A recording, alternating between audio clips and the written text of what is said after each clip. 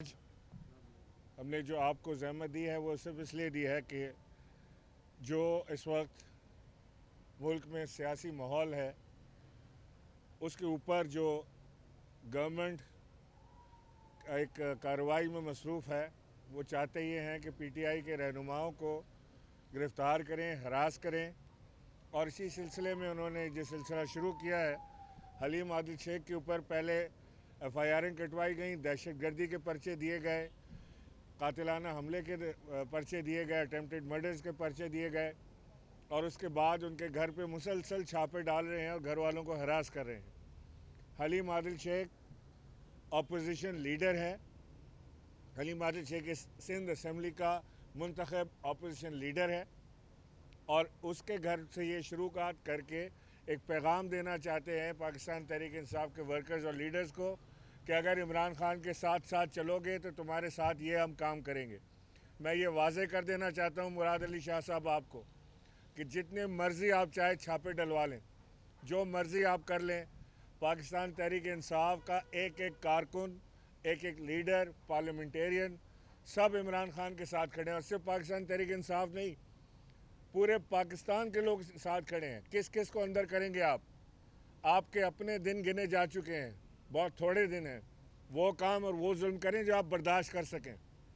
एक एक चीज़ का हिसाब इंशाल्लाह लिया जाएगा आपसे। ये कोई तरीका है कि आप अपनी सियासी एक्टिविटीज़ नहीं कर सकते? ये कोई तरीका है कि आपका जो दिल चाहेगा आप जिसको दिल चाहेंगे उठा लेंगे, घर ले जाएंगे, जेल में डाल देंगे, ज़दोकोब करेंगे, फैमिली को डराएंगे, हरास करेंगे? उसके घर पे उसकी बेटियां मौजूद हैं, वहाँ पर पुलिस रात के 2-2 बजे छापे डाल रही है, दीवारें कूद के अंदर जा रही है, चादर और चार दीवारी का तकद्दुस पामाल किया जा रहा है, जिसको बहुत ज़ोर ज़ोर से मरियम नवाज़ और आप लोग रोते थे कि जी चादर और चार दीवारी का तकद्दुस पामाल हो रहा है। अगर किसी की कब्ज़े की जगह छुड़ाने जाओ तो वहाँ पर चादर और चार दीवारी का तकद्दुस पामाल हो जाता है। अगर किसी के घर से मनी लॉन्ड्रिंग के पैसे निकालने जाओ तो वहाँ पर ये सवाल उठ जाता है, लेकिन यहाँ पर ये सवाल नहीं उठता। तो आपने जो फ़र्क डाला है, इस फ़र्क का हिसाब किताब आपको देना पड़ेगा। आपसे लेंगे हम ये हिसाब किताब इंशाअल्लाह।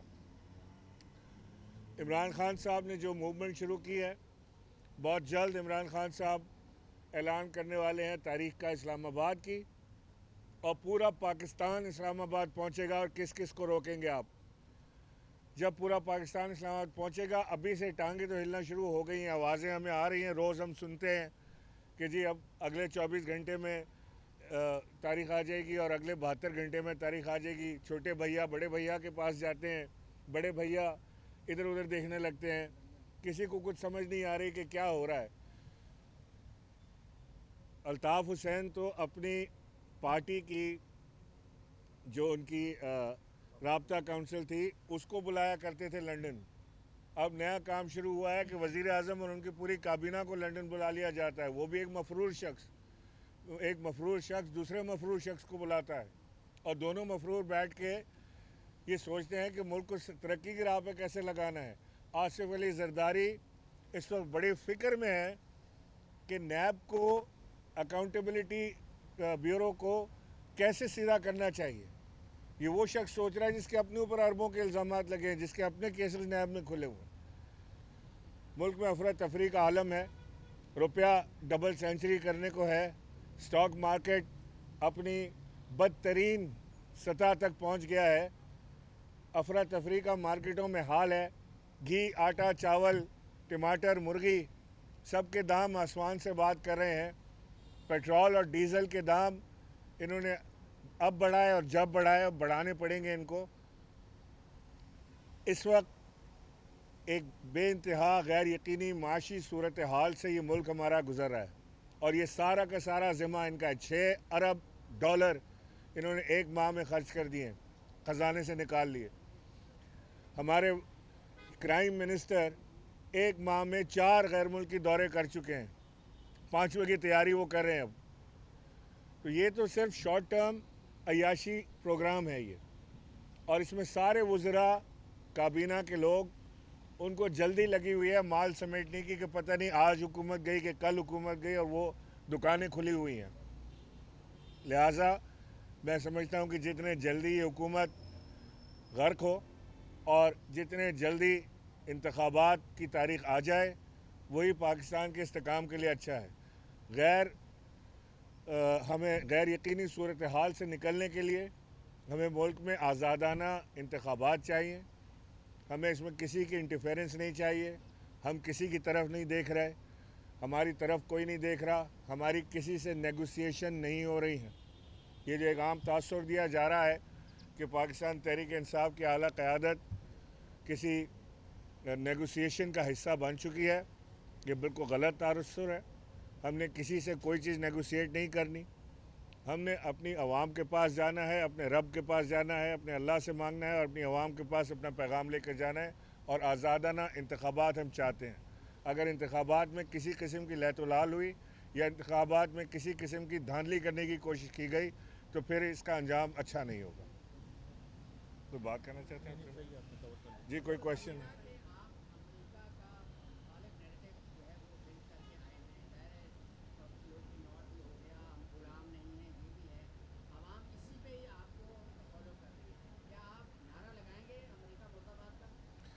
देखिए, अमेरिका एज अ कंट्री, इससे हमें कोई प्रॉब्लम नहीं है। हमें अमेरिकन पॉलिसीज़ से प्रॉब्लम है, अमेरिका की पाकिस्तान मुखालिफ पॉलिसीज़ से प्रॉब्लम है। जब भी अमेरिका हमें ग़ुलाम बनाने की कोशिश करेगा, चाहे वो अमेरिका हो या कोई और मुल्क, हम उसके ख़िलाफ़ खड़े होंगे। हम अपने हक़ के लिए खड़े होते हैं। हमने सबसे दोस्ती करनी है। हमने हिंदुस्तान से दोस्ती करनी है, हमने अमेरिका से दोस्त रहना है, हमने जापान से दोस्ती करनी है। लेकिन अगर कोई पाकिस्तान मुखालिफ बात करेगा तो हम उसके ख़िलाफ़ खड़े होंगे, अपने मुल्क की खातिर, अपने लोगों की खातिर। हमें किसी की ग़ुलामी नहीं करनी बशमूल अमेरिका के।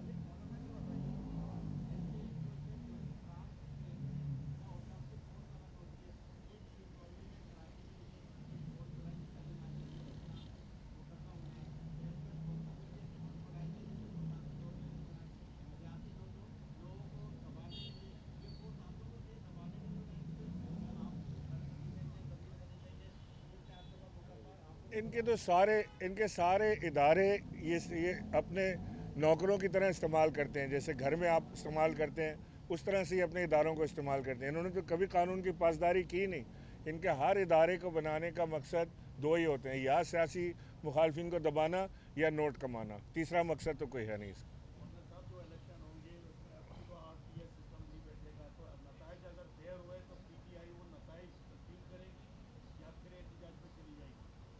नहीं, नताइज देखें, आज नतीजा तो आज आपके सामने है। वो जो कल तक इमरान खान की गैरत को ललकारते थे कि अगर हिम्मत है, अगर मर्द हो तो बाहर आओ, इलेक्शन कराओ, वो आज ख़ुद वज़ीर ख़ारजा बने बैठे हैं। मैं उन्हें कहता हूँ कि अगर हिम्मत है और मर्द है तो आए बाहर इलेक्शन कराएं। Let's do it. घोड़ा भी हाजिर है और मैदान भी हाजिर है, चलें इलेक्शन कराते हैं। इस वक्त तो इमरान खान के अलावा कोई तैयार ही नहीं है किसी को वोट देने के लिए। ये इसीलिए इलेक्शन से भाग रहे हैं। और ये इलेक्शन इंशाल्लाह साबित कर देंगे पाकिस्तान की तकदीर का कि आगे क्या होने वाला है। इलेक्शन के जो भी नताइज होंगे, अगर गैर जानिबदाराना इलेक्शन हुए, धांधली फ्री इलेक्शन हुए, तो इंशाल्लाह मनवन तस्लीम करेंगे। लेकिन इस इलेक्शन कमिश्नर के होते हुए शफाफ इंतखाबात की तवक्को कम है।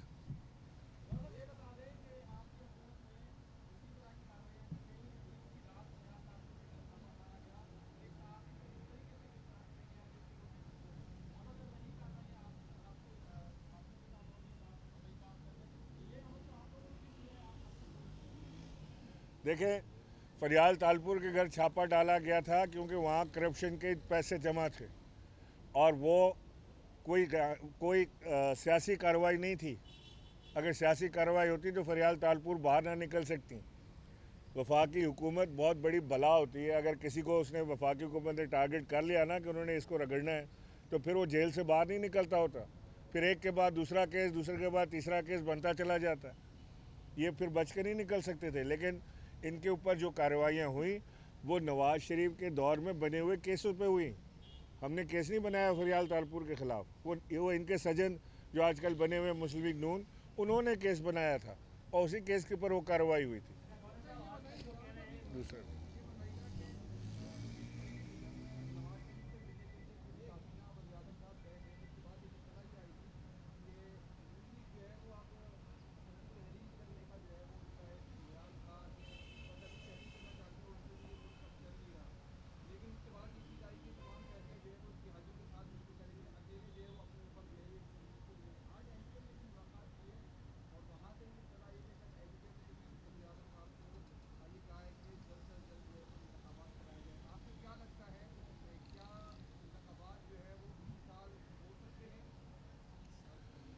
इसी साल मुझे तो लगता है कि ये मई गुजरेगा नहीं और इंशाल्लाह तारीख़ आपको इंतखाबात की मिल जाएगी। ये बहुत छोटी मुद्दत जो है इसमें दी जाएगी, जो कम से कम मुद्दत है 1.5 महीना 2 महीना जो भी होता है, 60 दिन मेरा ख्याल है। उसके अंदर अंदर ये फौरी तौर से इंतखाबात में चले जाएंगे, क्योंकि ना ये बजट देने के काबिल हैं, पैसे ये खर्च कर चुके हैं, सलाहियत इनके अंदर है नहीं।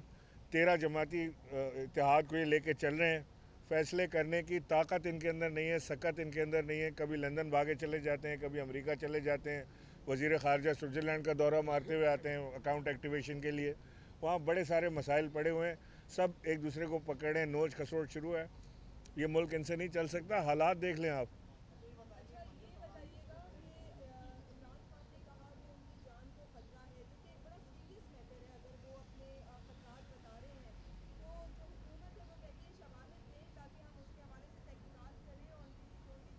शवाहिद दे दें इनको ताकि ये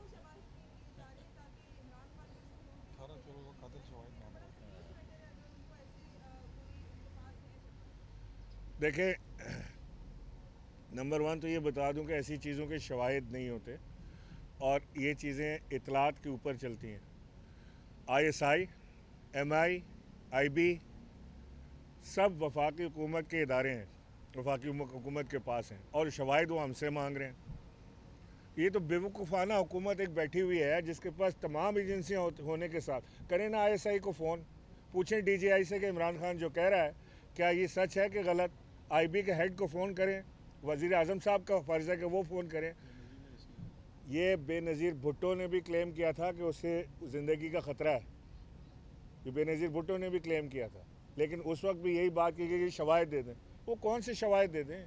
वो आपको पता चलता है, लोग बताते हैं, एजेंसीज बताती हैं, फ़ोन कॉल्स टैप होती हैं, कोई चीज़ें होती हैं, ये इंफॉर्मेशन बेस्ड चीज़ें चला करती हैं।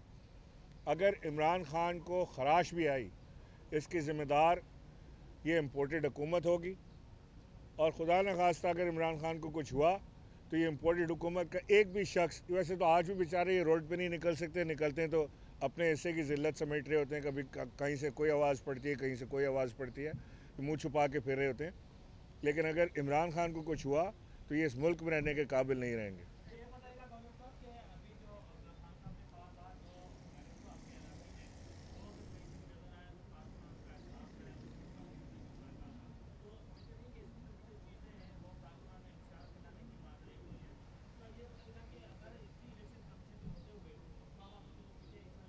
देखिए, कारकुनान में इंतशार तो उस वक्त फैलता है जब जब वो वोट देते हैं, इमरान खान के नाम पे वोट लेते हैं और उसके बाद लोटे बन जाते हैं, पैसों पे बिकते हैं, तो कारकुन में इंतशार पैदा होता है। फिर वो अपने हलके नहीं जा पाते, फिर लोग उन्हें इंतज़ार करते हैं कि तुम घर तो आओ, तो वो घर भी अपने नहीं जाते, फिर वो छुपते छुपाते बैठे रहते हैं कहीं सिंध हाउस के अंदर।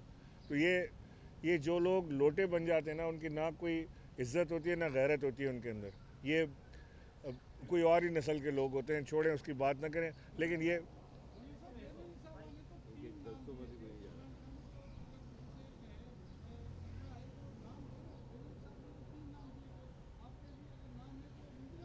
इमरान खान साहब ने एक ऑडियो वीडियो रिकॉर्ड कराई है, और वो वीडियो एक महफूज जगह पर मौजूद है। उसमें इमरान खान साहब के पास जो भी एविडेंस, इतलात और चीज़ें हैं उसमें, और जो जिन लोगों के ऊपर उनको शक है उनके नामों के साथ उन्होंने वो वीडियो एक महफूज जगह पर रखी है। अल्लाह से दुआ करें कि वीडियो इस्तेमाल करने का वक्त ना आए और अल्लाह इमरान खान को ज़िंदगी अता फरमाए और सेहत के साथ।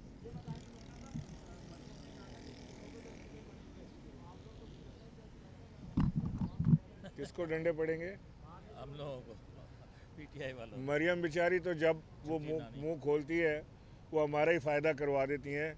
वो मेरा ख्याल है अपने लोगों से वो मुखातिब थी कि बाहर निकलोगे तो डंडे पड़ेंगे या जूते पड़ेंगे। वो उनके लोगों को पढ़ रहे हैं, और जो लोग कप्तान को छोड़ के गए उनको ज़्यादा उनके हिस्से में आ रहे हैं। ये ना ये बेचारे रेस्टोरेंट जा सकते हैं, ना बच्चों के साथ कहीं बाहर निकल सकते हैं। ये आपस में बैठे हैं, ईद की नमाज़ तक तो पढ़ने नहीं जाते। ये बेचारे आपस में बैठते हैं, एक दूसरे की तारीफ़ें करते हैं, आप बहुत अच्छे हैं, वो कहते हैं जी आप बड़े बड़े अच्छे हैं, और फिर उसके बाद इजलास ख़त्म हो जाता है।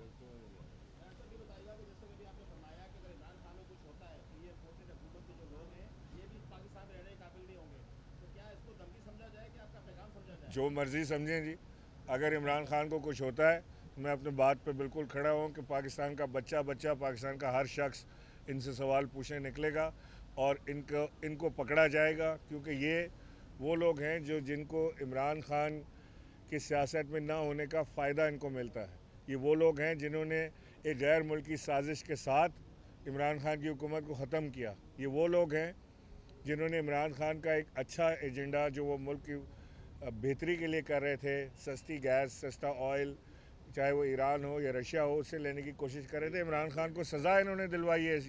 ये सज़ा है इमरान खान के लिए।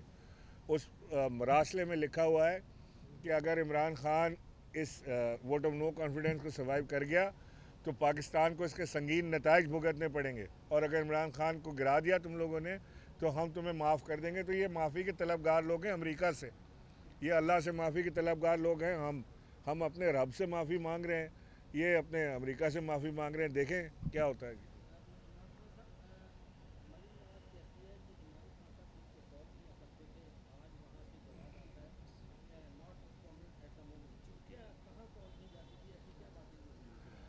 देखें ये किसने बताया? मैं बताता हूँ, ये वो लोग हैं जो जब जनरल फैज़ DGI थे तो ये उनके दर पे लाइनें लगाया करते थे। ये उनको फ़ोन कर कर के थका नहीं करते थे। ये उनसे मिलने के लिए सोर्स लगाया करते थे, और ये प्राइवेट महफिलों में बैठ के पूछते थे कि आपकी जनरल फैज़ से कैसी है, अच्छी है, उनसे मेरा ज़रा बात करवा दें। और जैसे ही जनरल फैज़ कोर कमांडर बने, इनकी ज़बान सुन लें आप। ये आज जो बैठे हुए हैं इनके लिए कल इन्होंने यही ज़बान इस्तेमाल करनी है। कोई कह रहा है खुड्डे लाइन लगा दिया है, कोई कुछ और बात कर रहा है। जब तक जनरल फैज़ थे, आसिफ जरदारी के हाथ से छड़ी नहीं छूटती थी कोर्ट आते हुए, बड़ी मुश्किलों से चल के आते थे वो। जैसे ही जनरल फैज़ गए वो छड़ी हाथ से छूट गई। तंदरुस्त तवाना, हर रोज़ आना, आसिफ जरदारी। ये इन्होंने पहले भी ये किया है।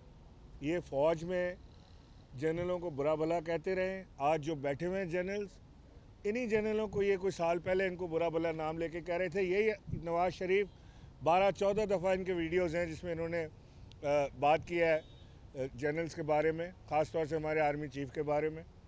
यही मरीम नवाज़ है जो नाम लेके बुरा भला कहती थी, अब उन्होंने डायसेक्ट कर दिया है। अब उनको लग रहा है कि एक आदमी जो है वो अब उनके काम का नहीं रहा, लिहाजा उसको उन्होंने गालियाँ देना शुरू कर दी। जो काम का है उसे वो अच्छा कह रहे हैं। ये कोई पाकिस्तान की खातिर या हमारी अफवाज के वक़ार की खातिर ये काम नहीं हो रहा। ये काम हो रहा है सिर्फ अपनी खातिर। और ये हमेशा से नवाज़ शरीफ को हमारी फ़ौज के साथ प्रॉब्लम रही है। और ये जो आज बड़ी खुशी मनाते हैं ना, कहते हैं कि जी इमरान खान और फ़ौज का पेज अलहदा हो गया। इमरान खान और फ़ौज जब तक हम हुकूमत में थे बहुत ज़बरदस्त वर्किंग रिलेशनशिप हमारी रही। हम साथ रहे, हम साथ चले, फ़ैसले बाहमी उसके बाद किए गए, बाहमी मशावरत के बाद फ़ैसले किए गए। स्ट्रॉन्ग, बोल्ड और मुश्किल डिसीजंस लिए गए और मुल्क की खातिर लिए गए।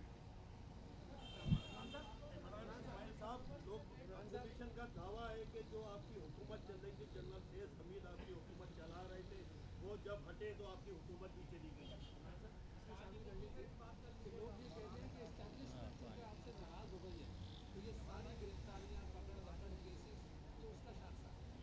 देखिए, मुझे नहीं पता किसका शासखाना है किसका नहीं, लेकिन मैं ये चाहता हूँ कि आज भी इस्टेब्लिशमेंट तो मौजूद है ना मुल्क के अंदर, बड़ी स्ट्रॉन्ग इस्टेब्लिशमेंट है, और वो बगौर देख भी रहे हैं सिचुएशन को।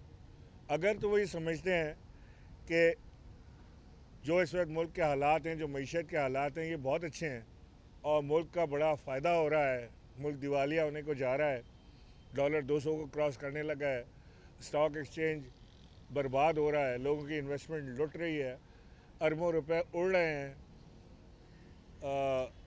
6 अरब डॉलर पाकिस्तान के कौमी ख़जाने से एक महीने में निकल गए हैं। ये सब अगर मुल्क की इकानमी के लिए बहुत अच्छा है तो इस्टेब्लिशमेंट अलहदा बैठी रहे और ये तमाशा देखे। ये मुल्क जितना इस्टेब्लिशमेंट का है, या ये कह लें कि ये मुल्क जितना हमारा है, उतना ही इस्टेब्लिशमेंट का भी है। उनके भी बच्चे इसी मुल्क में पल बढ़ रहे हैं, हमारे भी बच्चे इसी मुल्क में पल बढ़ रहे हैं।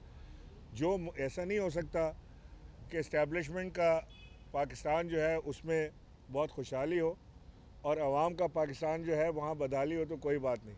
एक साथ खुशहाली होगी और एक साथ बदहाली होगी। ये फ़ैसला उनको करना है कि क्या उन्होंने मुल्क को इसी तरह चोरों के हवाले रखना है।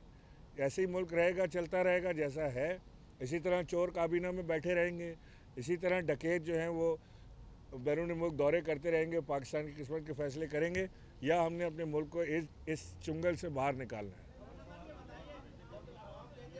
तो आपका क्या था?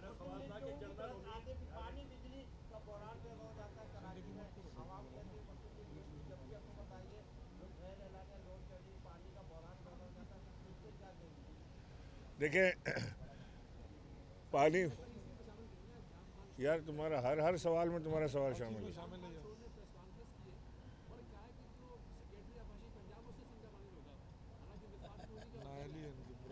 वो जाम खान शोरो भूल गए कि उनकी वो इस वक्त एलाई हैं वफाकी हुकूमत में, इसलिए वो इस तरह की बातें कर रहे हैं। देखिए, पानी बिजली का संगीन बुहरान है मुल्क के अंदर। खाली पानी बिजली नहीं, हर चीज़ का ही बुहरान है। इस वक्त तो चिकन का बुहरान भी है, इस वक्त मटन का बुहरान भी है, बीफ का बुहरान भी है, अंडे का बुहरान भी है, टमाटर का बुहरान है, और सबसे बड़ा इस मुल्क में सच का फुकदान है और उसका सच का बुहरान है और झूठ की बोतात है। जो हुकूमत बैठी है, टोटल झूठी और निकम्मी हुकूमत बैठी है। तो ये सारी चीज़ें खौफनाक हद तक बढ़ती जा रही हैं और ये बड़ा ख़तरनाक होगा। मैं आपकी बात का जवाब दे दूं, आप बहुत बेचैन हो रहे हैं। ये मफरूज़ा है कि जनरल फैज़ हमीद के ऊपर हमारी हुकूमत टिकी हुई थी, ये बिल्कुल मफरूज़े की बात है। हाँ, अंडरस्टैंडिंग वर्किंग रिलेशनशिप आईएसआई के साथ, अफवाज पाकिस्तान के साथ उतनी अच्छी थी जितनी पाकिस्तान एयरफोर्स और पाकिस्तान नेवी के साथ थी। अब आप कल हमें कहें कि जी आपकी पाकिस्तान नेवी के साथ बड़ी अच्छी अंडरस्टैंडिंग है, ये तो बड़ी ख़तरनाक बात है। ये तो मैंने कभी नहीं सुना, ना किसी ने कभी एयरफोर्स को कहा। तो बर्री अफवाज के साथ अंडरस्टैंडिंग होने में क्या कबाहत है? जो भी हुकूमत आए, अफवाज पाकिस्तान का हर सिपाही और हर अफसर वो अपनी हुकूमत वक्त के साथ उसकी पॉलिसियों को लेकर चलता है और यही तरीक़ेकार जमहूरी हुकूमत में होता है, यही रिवायत होती है। आखिरी सवाल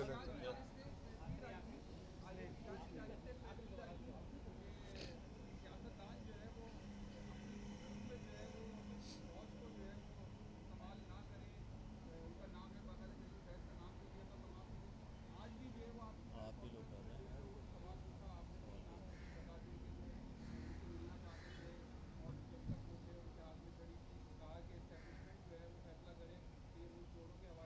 देखें, आप जब सवाल करते हैं या तो मुझसे सवाल ना करें, जब आप सवाल करते हैं तो मैं जवाब दूंगा। ISPR ने खाली पाकिस्तान तहरीक इंसाफ को तो एड्रेस नहीं किया था, आपको भी कहा था कि आप ना बात करें। तो आप सवाल ना करें, मैं जवाब नहीं दूंगा। बहुत शुक्रिया।